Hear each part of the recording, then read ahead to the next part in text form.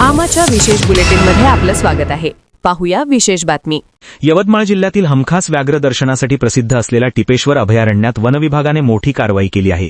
सुन्ना गेट परिसरात पर्यावरण संवेदनशील क्षेत्राच्या नियमांचे उल्लंघन केल्याप्रकरणी तब्बल 15 रिसॉर्ट आणि पर्यटन केंद्रांना नोटीस बजावण्यात आली आहे। पांढरकवडा वनविभागाने दिलेल्या आदेशानुसार जिल्हा संनियंत्रण समितीची पूर्वपरवानगी न घेता सुरू असलेली सर्व बांधकामे तात्काळ थांबवण्याचे निर्देश देण्यात आले आहेत। तसेच संबंधित ठिकाणी सुरू असलेला व्यावसायिक वापरही बंद करण्याचे आदेश देण्यात आले आहेत। केंद्र सरकारने 18 सप्टेंबर 2018 रोजी या परिसराला पर्यावरण संवेदनशील क्षेत्र घोषित केले आहे। या अंतर्गत कोणतेही बांधकाम करण्यासाठी समितीची पूर्वपरवानगी घेणे बंधनकारक आहे। मात्र तपासणीत संबंधित रिसॉर्ट चालकांनी नियमांचे उल्लंघन करत अनधिकृत बांधकामे केल्याचे उघड झाले आहे। नोटीस बजावण्यात आलेल्या रिसॉर्टमध्ये अवनी रिसॉर्ट, अटेम्प पावा कृषी असरी, ओम आनंद कृषी पर्यटन, जंगली बगीचा, रोवर कृषी पर्यटन, वृंदावन कृषी पर्यटन, jungle vibes, bones farm house, tiger tail eco resort, Tipai agro tourism, Pawas कृषी पर्यटन, Nilgai homestay, Shivrai agro tourism आणि माया फार्म स्टे यांचा समावेश आहे। या कारवाईमुळे परिसरातील अनधिकृत पर्यटन व्यवसायावर मोठा आळा बसण्याची शक्यता व्यक्त होत आहे।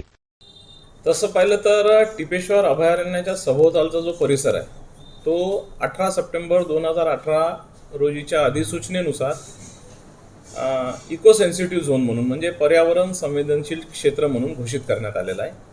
आणि त्या परिसरामध्ये जे काही बांधकाम करायचं असते त्यासाठी एक जिल्हास्तरीय समिती आहे, जिल्हाधिकारी महोदयांच्या अध्यक्षतेखाली। त्याला मॉनिटरिंग कमिटी किंवा संनियंत्रण समिती आपण असं म्हणतो। तर त्या समितीच्या परवानगीने घेऊनच आपल्याला म्हणजे त्या रिसॉर्ट मालकांना वगैरे बांधकाम करण्याची परवानगी मिळाल्यानंतरच त्यांनी बांधकाम करणं अपेक्षित आहे।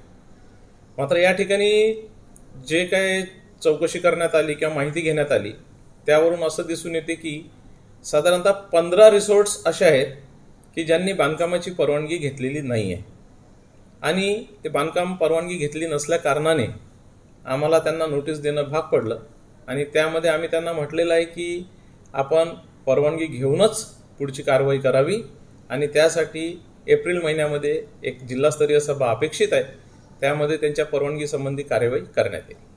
त्याचे नॉर्म्स असे आहे, ॲक्च्युअली इको सेन्सिटिव्ह झोन हा 3 कॅटेगरीत वाटला जातो। पहिली कॅटेगरी असते की प्रतिबंधित कृत्य, उदाहरणार्थ मायनिंग, तर त्या केसमध्ये मायनिंग हे पूर्णपणे प्रतिबंधित असते। दुसरी कॅटेगरी असते नियमानुकूल करणे, काही त्यावेळेसचे नियम असतील त्यामध्ये प्रॉपर ते बसून आपल्याला ती परवानगी देता येते। तर रिसॉर्ट्स हे नियमानुकूल या कॅटेगरीमधले येतात। त्यामध्ये जसं टिपेश्वर अभयारण्याच्या सीमेपासून पुढे 1 किलोमीटरपर्यंत जर कोणते रिसॉर्ट वगैरे बांधकाम करणार असतील तर त्यांनी कच्च्या प्रकारचं किंवा तात्पुरत्या स्वरूपाचं बांधकाम करणं अपेक्षित आहे। त्यापुढे इको सेन्सिटिव्ह झोनच्या सीमेपर्यंत जिथपर्यंत आपला पर्यावरण संवेदनशील क्षेत्र आहे त्यामध्ये ते इतर प्रकारचेही बांधकाम करू शकतात।